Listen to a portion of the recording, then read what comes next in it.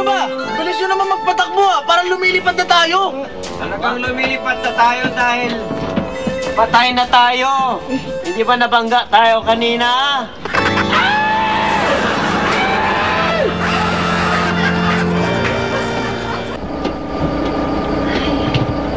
naman driver na to masyadong mabilis.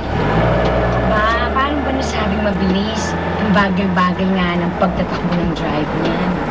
Tingnan mo nga yung driver, oh. Shota niya na yung katabi niya. Hindi ba mabilis yan? Hawak pa sa legs, oh. Oh? Umikis pa, oh.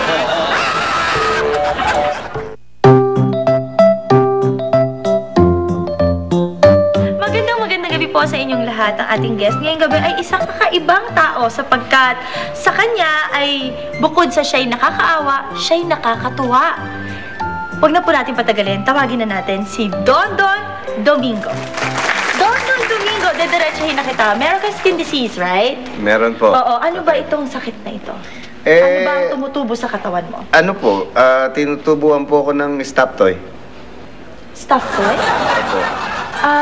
Dondon, sandali ha. Kasi marami akong narinig na may mga taong tinutubuan ng buhok sa Opo. katawan, ng mga bukol-bukol kung Ay, saan-saan. marami. Pero stuffed toy, parang ngayon lang ako nakarinig. Parang imposible naman yatang tubuan ka ng stuffed toy sa katawan mo. Yun nga rin pong paniniwala ako dati, pero mali pala eh. Totoo pala pong mangyayari yung gano'n. Yung tubuan talaga ng stop toy. Oo? Oo. At kung gusto niyo, ipakita ko sa inyo. Sige, sige.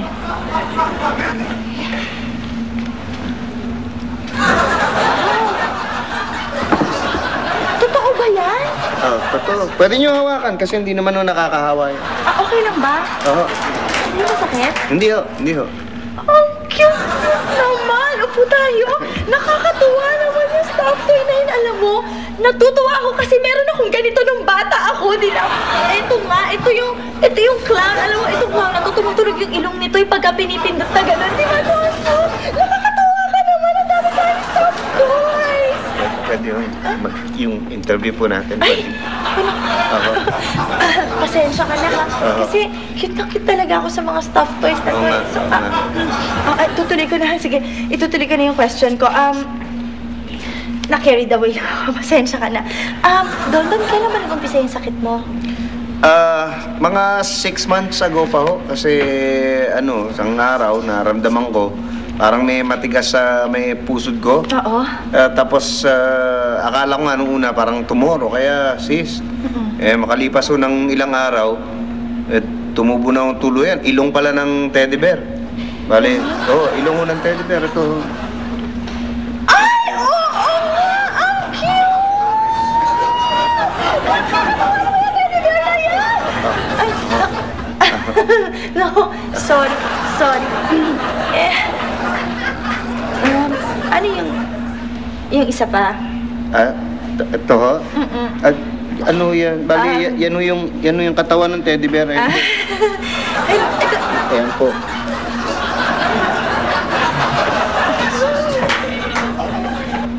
Yan po yung kabuuan ng teddy bear. Yung nasa paanan mo, ano naman yung tumubo na yan? Ito po? Oo. Ay, ano po ito? Hindi po tumubo ito. Chinelas. Dekorasyon lang po yan. Ganda, no? Oo, cute. Pero alam mo, mas cute talaga itong mga tumubo sa katawan mo. Dondon, nakakatuwa naman. Nakakatuwa talaga sila. Hindi ka ba natutuwa pag nakikita mo ang sarili mo? Dondon! Actually, medyo hindi ho masaya pagka ganito yung kalagayan. Medyo po. Pasensya ka na ha, na-carried away ako ulit. Hindi ka ba masaya na ganito ang nararamdaman mo? Kasi I'm sure masaya ka dahil yung iba, kailangan pa nilang maglabas ng pera para makabili ng stuff toy, pero ikaw libre na tumutubo sa katawan mo. Hindi ba?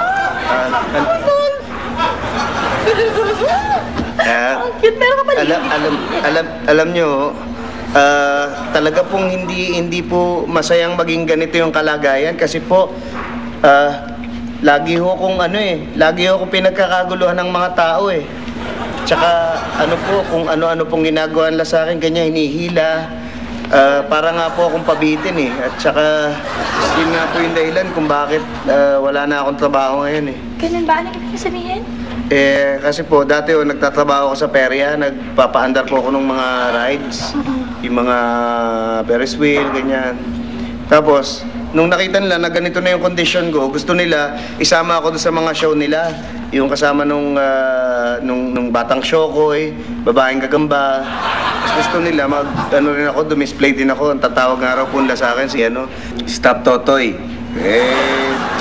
Ginawa ko. Nag-resign ako kasi ayoko paglaruan nila ako kasi hindi yung masarap yung pakiramdam na alam niyo yun, natutuwa yung mga tao sa'yo dahil parang tingin nila sa'yo, parang isa kang weird, ganyan, yung kaiba na... Ako, hindi mo sabihin wala kang trabaho ngayon. Wala ho. Kaya nga po ako pumayag na magpa-guest dito kasi umaasa po ako na baka po may makakita sa akin at maawa sa kondisyon ko. Baka po mabigyan ako ng trabaho at tatuhin akong parang isang normal na tao rin po. Huwag kang mag-alala. Sa tingin ko, pagkatapos mo lumabas ngayon, maraming mga taong nakakapanood na tutulungan ka nila dahil matutuwa sila sa'yo. Maraming salamat po. Actually, suntok sa banutong ginawa kong to, tsaka natutuwa ako sa inyo dahil parang first time mo yata ako nakakita ng isang tao na gusto talaga akong tulungan, busilak ang puso at talagang nagmamalasakit. Kaya hindi ko nga po alam kung paano kayo mapapasalamatan dito sa ginagawa niyo sa akin na to. Nako, alam mo, naisip ko nga, kung magpapasalamat ka naman sa akin, naisip ko na dahil wala ka naman trabaho ngayon, baka sakaling pwede kitang matulungan. Talaga? Matutulungan niyo ako? Paano niyo po ako tutulungan? Habang wala ka pang trabaho, baka pwede namang sa akin ka na lang muna magtrabaho. Kasi mahilig din naman ako sa stuffed toys. So, pwede siguro ilagay kita sa dashboard ko. Kasama ng mga stuffed toys ko dun sa may kotse ko. Ilalagay kita ganyan. Kasi nakakatuwa ka naman Dadagdag kita dun sa gumagano ng gano'n na ulo, ng aso. Nakakatuwa kasi naman yung stuffed toys na. Tapos minsan, pumunta naman tayo sa mga institusyon kung saan nakakatun tayo ng mga bata para naman makita ng mga kids yung mga stuffed toys sa katawan mo. Pwede mo balik sa rin to? Pagpalit-palitin itong mga stuffed toys mo? Ha? Gusto mo ba siya ng dondon,